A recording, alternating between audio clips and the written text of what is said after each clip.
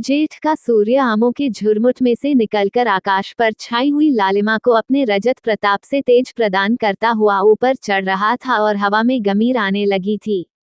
दोनों ओर खेतों में काम करने वाले किसान उसे देखकर राम राम करते और सम्मान भाव से चिलम पीने का निमंत्रण देते थे, पर होरी को इतना अवकाश कहाँ था। उसके अंदर बैठी हुई सम्मान लालसा ऐसा आदर पाकर उसके सूखे मुख पर गर्व की झलक पैदा कर रही थी। मालिकों से मिलते जुलते रहने ही का तो यह प्रसाद है कि सब उसका आदर करते हैं।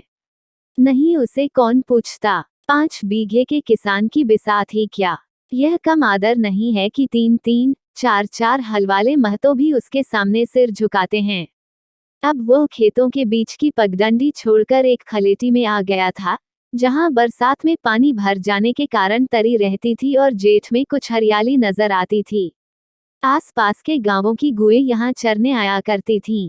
उस समय में भी यहाँ की हवा में कुछ ताजगी और ठंडक थी। होरी ने 2-3 सांसें जोर से लीं। उसके जी में आया, कुछ देर यहीं बैठ जाए। दिन भर तो लू लपट में मरना है ही। कई किसान इस गड्ढे का पट्टा लिखाने को तैयार थे।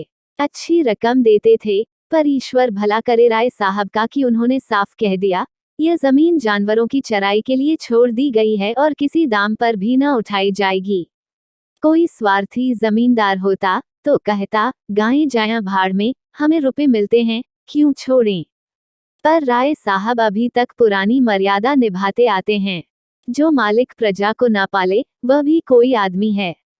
सहसा उसने देखा, भोला अपनी गायें लिए इसी तरफ चला आ रहा है। भोला इसी गांव से मिले हुए पूर्वे का ग्वाला था और दूध मक्खन का व्यवसाय करता था। अच्छा दाम मिल जाने पर कभी कभी किसानों के हाथ गायें बेच भी देता था। होरी का मन उन गायों को देखकर ललचा गया। अगर भोला वह आगे वाली गाय उसे दे तो क्या कहना, रुपए आगे पीछे देता रहेगा।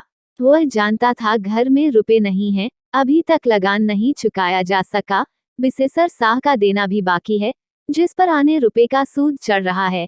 लेकिन दरिद्रता में जो एक प्रकार की अदूरदर्शिता होती है, वो निर्लजता जो तकाजे, गाली और मार से भी भयभीत नहीं होती, उसने उसे प्रोत्साहित किया।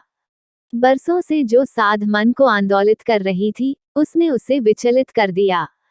भोला के समीप जाकर बोला, राम राम भोला भाई, कहो क्या रंग ढंग है। सुना अब की मेले से नई गायें लाए हो। भोला ने रूखाई से जवाब दिया। होरी के मन की बात उसने ताड़ ली थी। हाँ, 2 बछिए और 2 गायें लाया। पहली वाली गायें सब सूख गई थीं। बंधी पर दूध न पहुँचे तो गुजर कैसे हो। होरी ने आने वाली गाय के पुट्ठे पर हाथ रखकर कहा, दुधार तो मालूम होती है। कितने में ली। भोला ने शान जमाई, अब की बाजार बड़ा तेज रहा महतो, इसके 80 रुपए देने पड़े। आंखें निकल गईं। 30-30 रुपए तो दोनों कलोरों के दिए। इस पर गाहक रुपए का 8 सेर दूध मांगता है।